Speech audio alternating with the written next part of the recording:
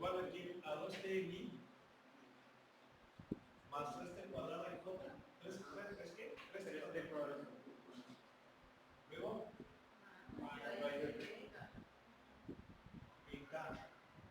Bueno, y luego nos dice que r en 1 es quién? I más j. Bueno, entonces habíamos comentado lo siguiente.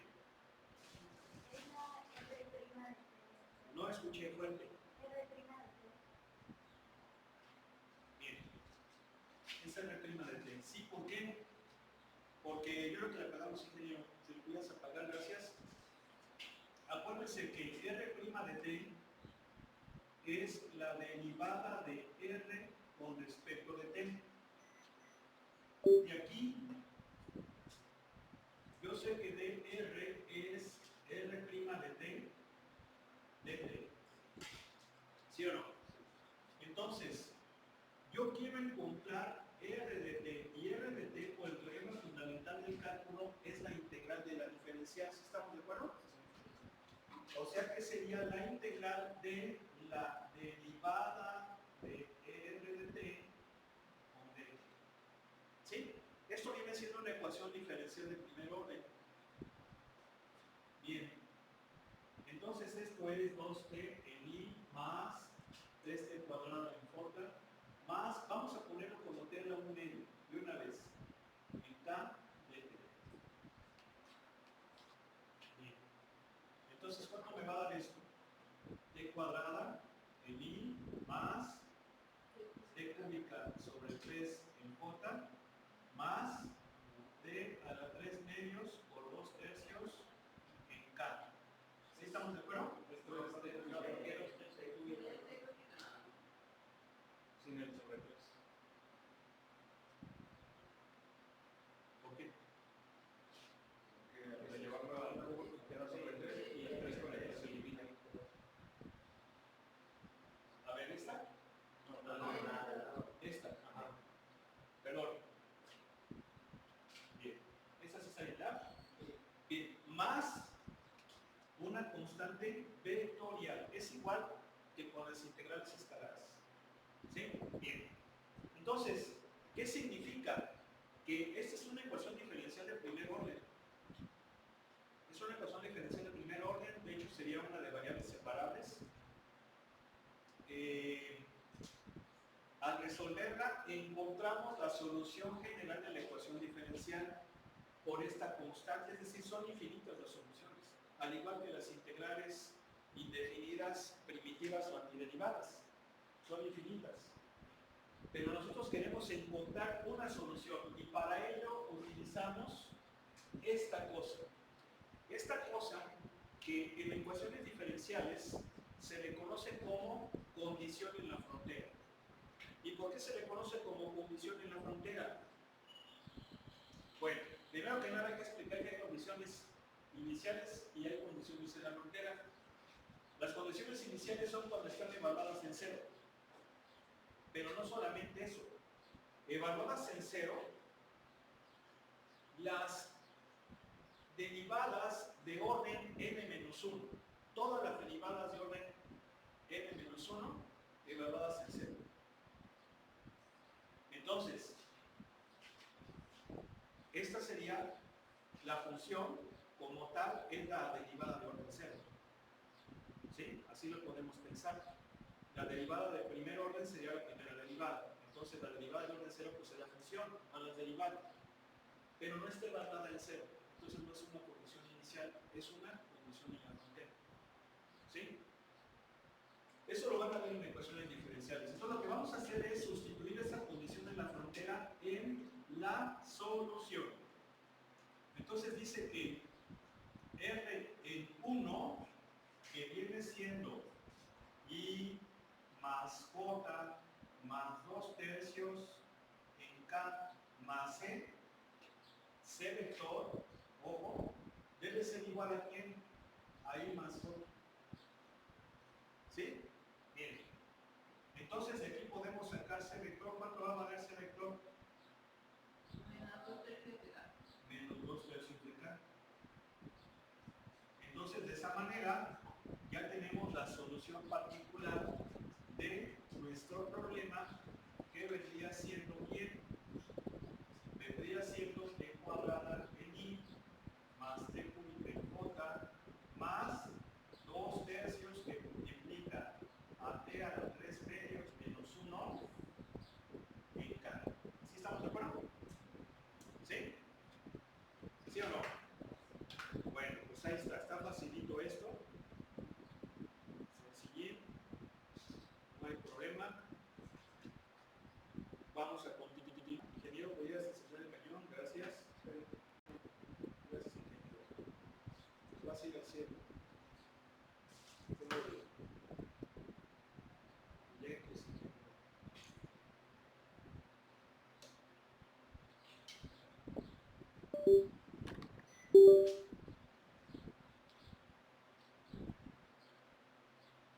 Miren, los que siguen son demostraciones, ¿sí? Puras demostraciones de propiedades que hemos visto.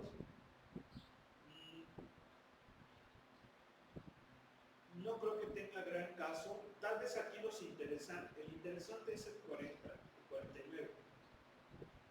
También el 48, pero el 48 yo creo que lo vamos a dejar para una demostración que yo la haga.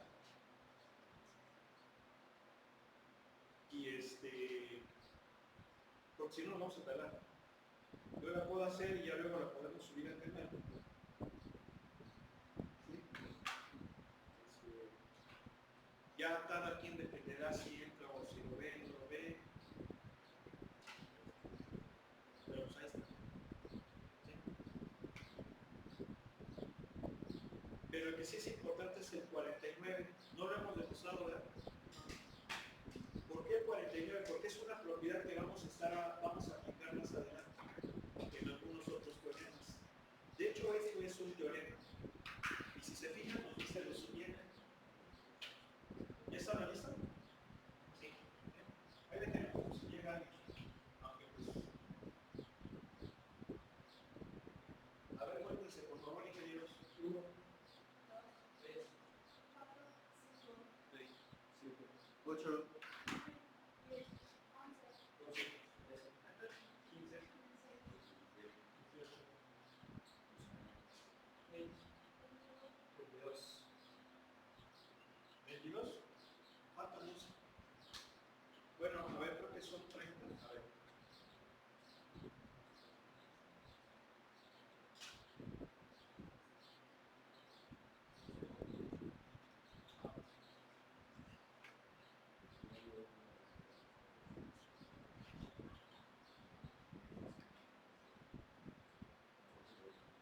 Son 33. ¿Está bien? ¿Y cuánto será? 22. La tercera parte. Y todavía les dice uno, ahí mandan mensajes para ver qué onda, cómo van. Entonces, ¿ustedes creen que es justo eso?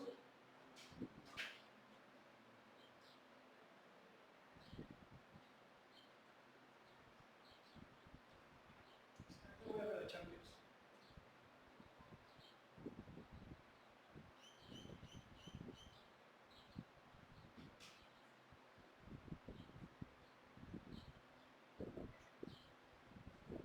¿Sí? Bien. Fíjense, ese es un teorema. Esta viene siendo la hipótesis. Si R de t es diferente del vector nulo, es decir, si R de t es un vector no nulo, ¿sí? Entonces demostrar que la derivada de la norma de la función vectorial es el recíproco de la norma de la función vectorial por el producto punto de la función vectorial con su derivada. ¿Sí? Esta va a ser una propiedad muy importante. Nos va a servir para las demostraciones. Entonces, ¿cómo lo vamos a demostrar? Aquí hay una sugerencia. Y de hecho esa sugerencia ya la sabemos. Nosotros vimos en la primera unidad que el producto punto de un vector con consigo mismo es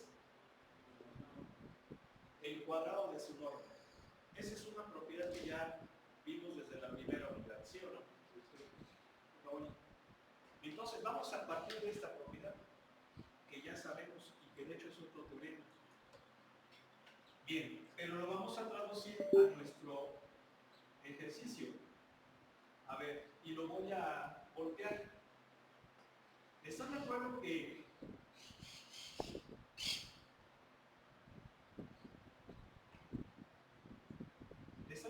si yo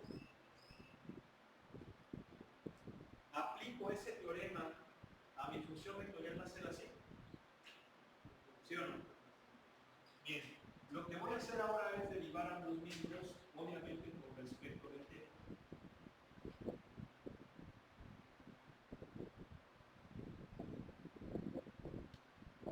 ¿Sí? Bien. Voy a derivar esto. ¿Cómo la derivo? Con la de u a la n. La derivada de esto es 2 por u a la n menos 1 por la derivada de u. A ver, ¿sí están de acuerdo que ahí estoy aplicando la de u a la n? ¿Sí o no? ¿Sí? Y luego acá es la derivada del producto punto. La derivada de ese producto punto, ¿cómo va a ser?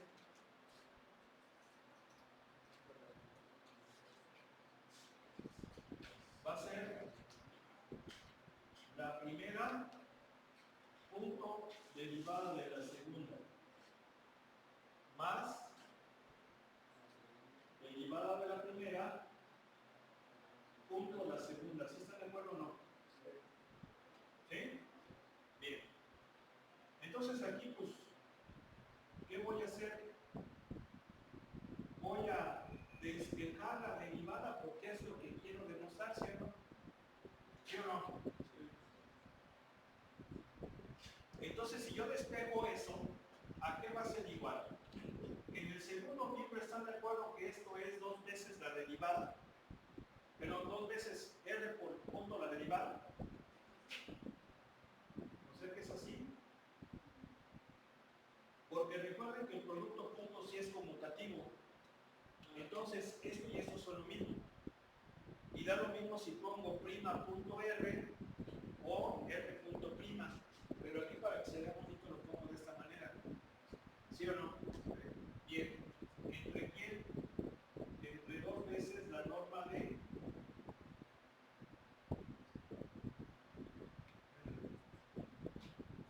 ¿sí o no? Y obviamente para que esto sea válido, exige qué cosa? Que esto sea bien diferente de cero. Por eso, la hipótesis, ¿sí o no? La hipótesis. O sea, si el vector es diferente de cero, su norma va a ser diferente de cero. ¿Sí o no? ¿Y entonces qué sigue?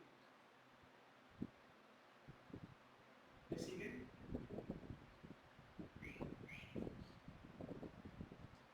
Ya me va a quedar así.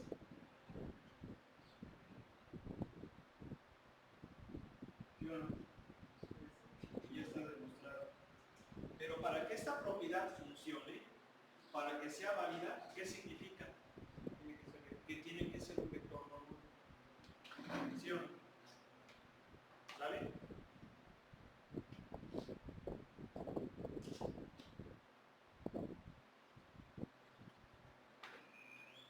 Bueno, pues vamos a continuar. No hemos visto nada de longitud de arco, ¿verdad? No. Ni de curvatura. Bueno, pues vamos a empezar con esto. ¿Me puedes encender el ingeniero, por favor?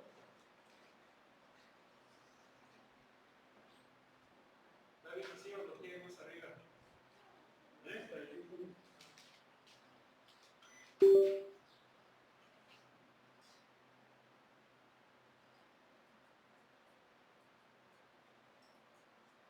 ¿Cómo es, Richard? ¿Por qué no vinieron a clase? ¿Por qué no vinieron a clase? ¿Eh? ¿Verdad? ¿Por qué? ¿Por qué? ¿Les gusta mucho?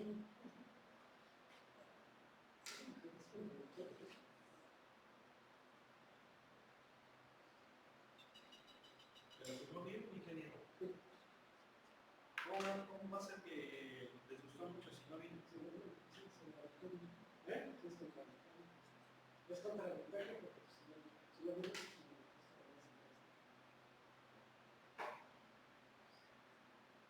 ¿Cómo es, don Richard? ¿Sí la libramos o no?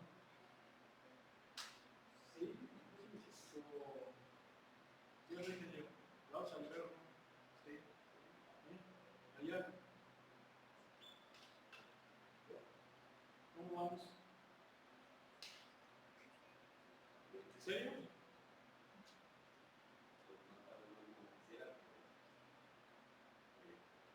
Es que recuerden que ya muchos años va a salir el 30%, ¿no? A muchos años sale el 30%.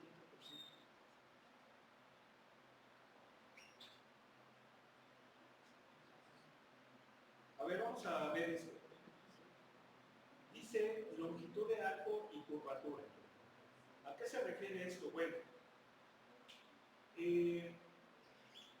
básicamente es encontrar lo que mide la curva. La curva, que viene siendo pues una función paramétrica, una función vectorial, lo que mide. ¿Sí? Es decir, una curva paramétrica en física principalmente, pues es la trayectoria de un móvil. De hecho, este tema se relaciona mucho con movimiento curvilíneo, de hecho así se le llama, movimiento curvilíneo. Y se relaciona mucho con el movimiento de objetos en el espacio y pues ese camino que sigue el móvil es lo que conocemos como trayectoria, que viene siendo la gráfica de esa curva paramétrica. Y esto tiene mucha importancia, yo creo que es más que lógico encontrar la importancia que esto tiene. ¿Sí? Pensemos, por ejemplo, un vehículo UAV. ¿Sí? Un vehículo UAV es un vehículo no tripulado. ¿Sí? Un vehículo aeroespacial no tripulado. Por ejemplo, un dron. De hecho, ya ese concepto de UAV creo que ya está en desuso. Ya, pues, lo podemos relacionar así con dron. Entonces, ese tipo de cacharros, de dispositivos, son controlados vía remoto. Si no, pues no tiene sentido, ¿no? Son no tripulados, pero tienen que ser controlados vía remota. ¿Sí? Llámese ondas electromagnéticas. Bueno, pues sí, obviamente ondas electromagnéticas, pero pueden ser ondas de radio, incluso pueden ser con láseres. No sé si se han fijado que ya incluso apuntadores láser donde la punta vaya el puente, ¿no? O el misil o el dron. Wi-Fi también, pero Wi-Fi pues obviamente es también electromagnético de eso. ¿Sí? Entonces, la idea es que el control exige que pues tú le des coordenadas al móvil, al vehículo y sigan ya sea punto inicial, punto final con la trayectoria más corta o que tú programes la trayectoria que tienes que siga el móvil, el dron. ¿Sí? Obviamente aquí podemos hablar de electrónica, podemos hablar de teoría de control, podemos hablar de muchas otras ramas de la ingeniería, pero están de acuerdo que eso es muy importante. ¿Por qué? Porque yo quiero que el dron llegue en el menor tiempo posible. ¿Están de acuerdo? Que siga el camino más corto. ¿Por qué? Porque el camino más corto puede asegurar que esté sujeto a menos daño, ¿verdad? Cumpla más rápido su misión, se gasten menos las pilas, es decir, necesita ahorrar energía, ¿verdad? Para las actividades o tareas subsecuentes al movimiento. Entonces, yo necesito conocer esa trayectoria que debe de seguir el móvil. Incluso pensemos en el famoso piloto automático. ¿Sí? Entonces, aquí podemos ver la importancia de todo esto. Y ya no quisiera yo meterme, pero pues sabemos lo que esto implica, que tú tengas personal capacitado en estas cosas, pues hace que se desarrollen muchas otras ramas más avanzadas sobre alto impacto, como drones, aviones, helicópteros, barcos, etc. ¿Sí? Entonces, pues ahí hay un campo bastante interesante que requiere el conocimiento de todo esto. Entonces, a eso se refiere precisamente la longitud de arco. Saber cuánto mide la trayectoria, la parte de la gráfica de la función paramétrica, que en cierto modo en términos de física sería como medir la longitud de la trayectoria o el camino seguido por el móvil. Creo que esto queda bastante claro, ¿no? ¿Sí o no? Ahora, ¿cómo lo voy a hacer? Porque aquí yo tengo un dibujito de esto. Si se fijan aquí, yo lo que tengo es una curva paramétrica en azul, ¿verdad? Y entonces yo lo que pensaría sería, bueno, pues voy a coger un hilito, ¿no? Un hilito o un alambre, de tal manera que caiga perfectamente sobre la curva, lo cojo, lo estiro bien y me lo llevo a un fluxómetro o una regla para saber cuánto mide, y entonces ya habré medido la longitud. Sí, se vale, pero es poco práctico, porque aquí ya estamos hablando de una curva espacial. De por sí en el plano, pues no es tan sencillo, ¿verdad? Ahora imagínense el espacio medio. Entonces, ¿cómo le vamos a hacer? Pues con matemáticas. ¿Y cómo le vamos a hacer con matemáticas? Bueno, a mí me gusta explicar esto, si le puedes apelar como ingeniero, de la siguiente manera.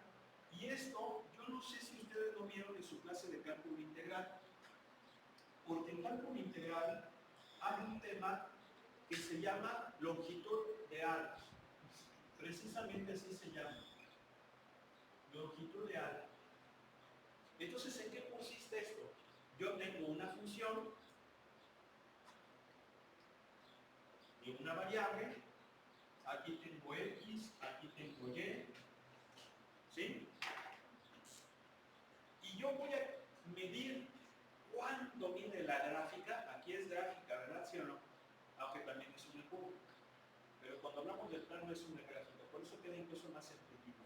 Yo quiero saber cuánto mide la curva, perdón, la gráfica o curva, si eso es, lo mismo les digo, de x igual a x igual a b. ¿Sí? Entonces, ¿qué es lo que voy a hacer? Bueno, pues este valor inicial y este valor final me define el punto inicial y el punto final de la parte de la gráfica que voy a medir. Incluso yo puedo decir, este punto es A, f de A, y este punto es B, f de B. ¿Estamos de acuerdo, sí o no? ¿Sí? Pero ¿cómo lo voy a medir? Pues voy a aplicar el teorema de Pitágoras. ¿Por qué el teorema de Pitágoras? Muy sencillo. Recuerden que aquí hago una partición. Una partición. Entonces, esta partición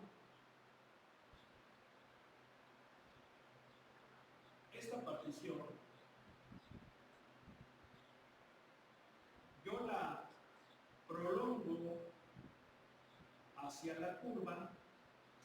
¿Y qué voy a tener? Voy a tener triangulitos rectángulos. Bien. ¿Sí se recuerdan? Triangulitos rectángulos cuyos catetos son delta X y delta Y. ¿Sí o no? Sí, ¿por qué? Porque estoy incrementando la X, ¿no? De un valor inicial. Ahora, la idea es que esta partición sea igual, entonces todas estas valen lo mismo, ¿sí o no? Lo que sí va a ser diferente, pues va a ser el delta Y. Pero no importa, ¿por qué no importa? Pues porque ahorita lo vamos a sumar y lo vamos a tener como una aproximación. Entonces, cuando pasa esto, si se fijan que la hipotenusa es una aproximación de lo que mide la curva, por lo menos entre esas particiones? ¿Sí o no? Entonces yo puedo decir que la longitud de arco aproximadamente es la sumatoria desde igual a 1 hasta n de la raíz cuadrada de la delta x y décima al cuadrado más la delta y décima al cuadrado. ¿Por qué? Porque esto viene siendo la hipotenusa y décima. ¿Sí o no? ¿Sí están de acuerdo? Estoy sumando las hipotenusas. ¿Están de acuerdo, sí o no? Bien. Pero esto como se ve medio gachón. ¿Verdad? Así como que acá. Pero, órale. Órale. ¿No? Bien grosso, ¿no? ¿Verdad? Así como lo que vemos ahorita, ¿no? De que somos dueños de la ciencia. Pobrecitos, ¿no? Ay, por favor. Si son los que más desprecian a la ciencia. Los que más la desprecian y por lo mismo quieren inventarse mentiras. ¿Verdad? Ya despierten, chavos, de veras. Ya. Bueno, ¿qué voy a hacer? Le voy a poner igual. Sumatoria desde igual a 1 hasta n. Y voy a hacer no un truco, sino un artilugio que va a consistir en esto.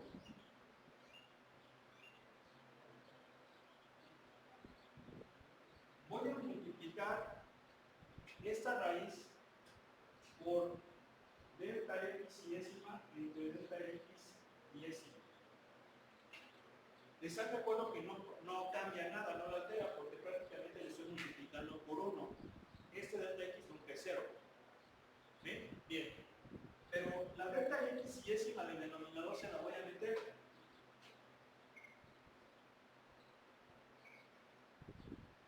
La metemos dentro de la raíz y obviamente al meterla entra como cuadrado. ¿Sí o no? Entra como cuadrado.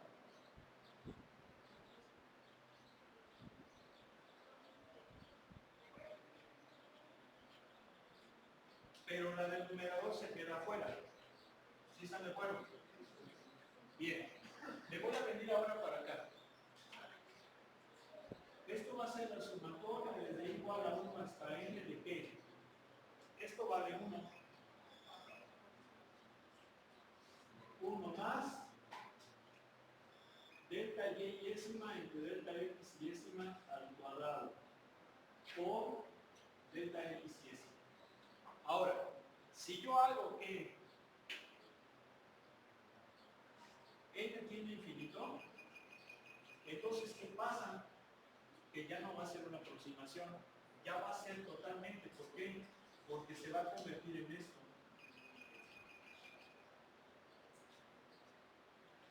¿Sí están de acuerdo o no? Ya son las 3, ya nos vamos.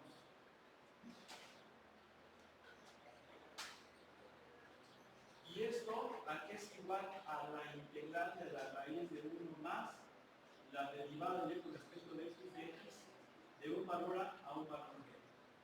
¿Sí están de acuerdo? Bien, pero esto es ¿para qué? Para una función escalar.